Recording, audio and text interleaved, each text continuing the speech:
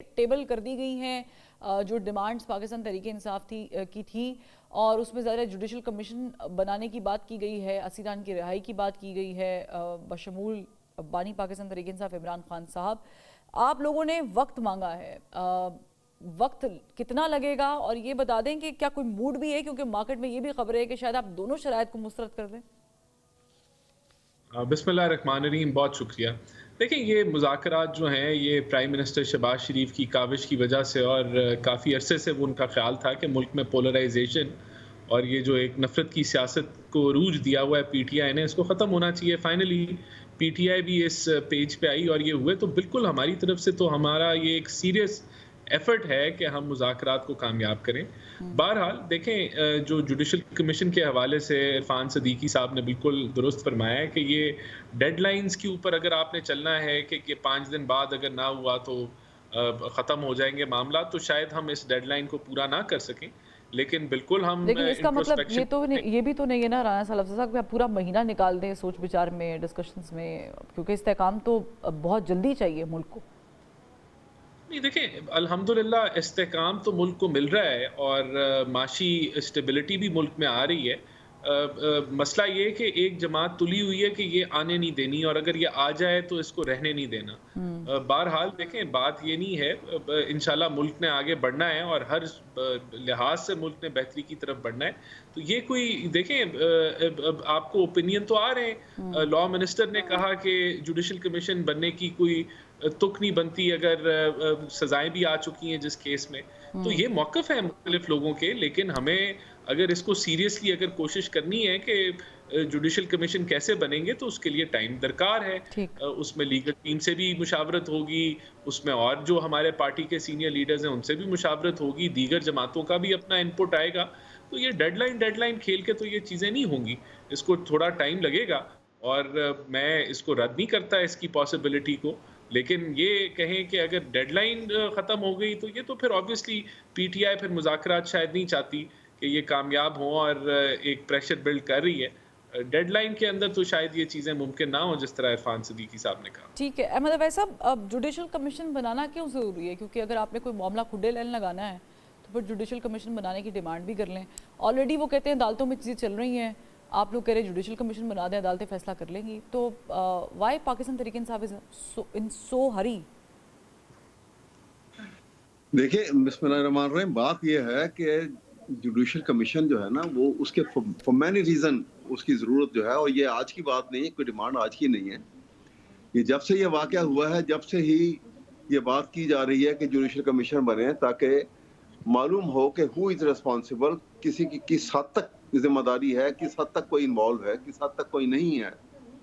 इसलिए कमीशन की ज़रूरत थी और हमने और इमरान खान ने इससे पहले भी बड़ा वाज़ेह तौर पे, आज से कुछ 3 महीने पहले भी ये बात की थी कि भाई अगर हमारे आदमी इन्वॉल्व आएंगे या उनके ऊपर कमीशन की रिपोर्ट में आता है कि ये लोग ये चीज़ों में इन्वॉल्व आए हैं, तो हम बिल्कुल माज़रत ख्वाह भी होंगे और हर तरीके से उनके लिए जो हमारा कोई वो इसरार नहीं करेंगे कि ऐसे आदमियों को जो है सजा ना दी जाए या उनके खिलाफ कार्रवाई ना हो, या हम उनसे हट के और बात करेंगे।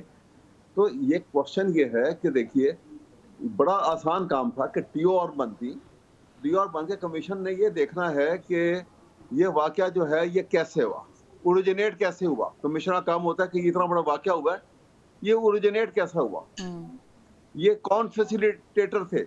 बार बार जो है डीजी ISPR भी और ये भी बार बार ये बात होती है। अपने सफ़ों में देख भी रहा है, उन्होंने इन्वेस्टिगेट भी किया है, फैज़ हमीद को चार्जशीट भी किया है, तो मामला तो चल रहे हैं ना साइड बाय साइड। सवाल ये देखिए ना, क्या इन्वेस्टिगेट किया, ऐसे क्या आज पौने 2 साल हो गए हैं, चंद आदमियों को अब उन्होंने कोई सजा सुना दी, सैकड़ों लोग जेल में हैं जिनका ट्रायल तक नहीं अभी मुकम्मल नहीं हुआ। ट्रायल छोड़िए, अभी उनका चालान अदालत में पुट अप भी नहीं हुआ। ये कैफियत है, ये कॉस्मेटिक है। चंद लोगों को करने का मकसद ये थोड़ी कि ये सब कुछ हो गया और फिर उसके बाद ये जो हम कहते हैं कि हम ये जुडिशल कमीशन ये आएगा बनेगा तो ये चीज क्लियर होकर सामने आएगी कि फैसिलिटेटर कौन था इसका। ठीक है, लेकिन अनदर थिंग इज कि आप कह रहे हैं कि एग्जीक्यूटिव ऑर्डर के जरिए रिहाई कर दें। अब जो चीज़ें अदालतों में ऑलरेडी हैं, चल रही हैं, वो एग्जीक्यूटिव ऑर्डर दे के तो फिर उसे एनआरओ कहते हैं आम जबान में कि आप जी हुकूमत से कहें छोड़ दें बंदे सारे। एनआरओ नहीं है, बिल्कुल एब्सोल्युटली। अच्छा, कोई हम ना एनआरओ ना इमरान खान चाहते हैं, ना हम अपने किसी आदमी के लिए कोई एनआरओ नहीं चाहते हैं। और अगर एनआरओ की नीयत होती है नवाज शरीफ की तरह, तो हम भी स्पाइनलेस लीडर होते कि फौरन माफीनामा लिखते, 10 साल की कमिटमेंट करते, मुल्क छोड़ते और मुल्क से बाहर चले जाते। यही वो कहते हैं। लेकिन इस पे ख्वाजा आसिफ साहब आप लोगों पे इल्जाम लगाते हैं। वो कहते हैं कि आप लोग बात एस्टेब्लिशमेंट से करना चाहते हैं, राना एहसान अफजल साहब, और वो कहते हैं कि इनका मकसद भी एस्टेब्लिश। हाँ, मैं सवाल जी मैं ये कहना चाह रहा हूँ कि देखिए ये बहुत बड़ा वाक़या है 9 मई का, जो कि आई टोटली एग्री। लेकिन पॉइंट ये है कि आप एक वाक़या हो गया है, उस पे आप कह रहे हैं कि फ्री एंड फेयर चीजें चलनी चाहिए, टोटली अग्रीड। लेकिन प्रॉब्लम ये है, देखिए आप राना साहब को टाइम दे रही है तो मुझे बोलने तो देना कि मैं अपना नुक्ता नजर तो बताऊं। चले आप कंप्लीट कर लें। मेरे लिए दोनों काबिल एहतराम है, दोनों को मुझे टाइम देना। जी, मैं ये सिर्फ कह रहा हूँ आपसे कि देखिए ये देखना ये है, कमीशन होगा तो ये पता लगता कि ये पंजाब पुलिस का क्या रोल था। ये माप जो है ये कहां से कहां जो है उनको जो 100 फुट के फासले के ऊपर इतने बड़े कंटेनर लगा के रास्ते रोकते हैं, लाठीचार्ज करते हैं, आंसू गैस छोड़ते हैं, फिर वाटर कैनन आती हैं। उस दिन ये सारी कहां थी? इसका मतलब है कि दे वर द फैसिलिटेटर्स, और इसी वजह से उन फैसिलिटेटर्स होने की वजह से आपने मोहसिन नकवी साहब को जो है वो रिवॉर्ड दिया कि किसी पॉलिटिकल पार्टी का मेंबर नहीं है जो शख्स, उसको आपने सेनेट का मेंबर बना दिया। ठीक, बहुत सारी ये आप हुकूमत से कह रहे हैं कि कहीं और कह रहे हैं कि उन्होंने मोहसिन नकवी साहब को नवाज दिया? ये मेरा ख्याल से राना एहसान अफजल साहब इसका बेहतर जवाब दे सकते हैं कि उन्होंने क्यों मोहसिन नकवी साहब को नवाजा, बल्कि आपने तो खैर नवाजा नहीं है नून लीग ने, लेकिन खैर आप खामोश क्यों रहे? राना एहसान अफजल साहब, आप लोग जो है वो बातचीत भी कर रहे हैं, फिर आप अलकादिर ट्रस्ट में हम देखते हैं कि पहले डिलेइंग टैक्टिक्स, उसके बाद फिर जो फैसला आता है, उसके बावजूद पीटीआई आप लोगों के साथ मुज़ाकरात के लिए बैठ रही है। लेकिन उन्होंने कहा कि एक कमीशन बना दें, हम चौथी बार नहीं बैठेंगे। आप लोग टाइम ले रहे हैं। आपने अहमद अवैस साहब की गुफ्तगू सुनी, जुडिशल कमीशन ना बनाने में क्या हार्म है? मतलब बनाने में क्या हार्म है? देखिए, बात ये है कि जुडिशल कमीशन का क्या मकसद होता है। एक रिपोर्ट होती है, वो रिपोर्ट क्या एज एविडेंस अदालतों में पेश हो सकती है? नहीं हो सकती। अदालतें एक देखें पैरेलल सिस्टम है ना, अदालतें तो अपनी एविडेंस बेस्ड जो है वो मामला चलाती हैं और फिर सजाएं सुनाती हैं। तो ये आप एक पैरेलल एक चीज़ चाह रहे हैं। बिल्कुल, ये या तो ये शुरू में बन जाता, लेकिन अब जिस तरह अब तो इसके लोगों को सजाएं भी हो चुकी हैं। लोगों काफ़ी केस जो हैं वो 90% मुकम्मल होने को हैं और 10% अब कार्रवाई रह गई है। तो इस वक्त आप ये एक नई ट्रक के बत्ती के पीछे अवाम को लगा दें। अब तो फैसलों का दौर है। तो ये सारे वो मामलात हैं। फिर TORs किसको कबूल होंगे? हमारे वाले जो अगर हम कोई प्रपोज करते हैं TORs इनको कबूल होंगे कितनी देर में? तो ये सारे वो चीज़ें हैं जिसके ऊपर अभी मुशावरत चल रही है और एक लॉजिकल एक जवाब इनको हम तहरीरी तौर पे उसके ऊपर दे देंगे। तो मैं समझता हूँ कि इंतज़ार करें।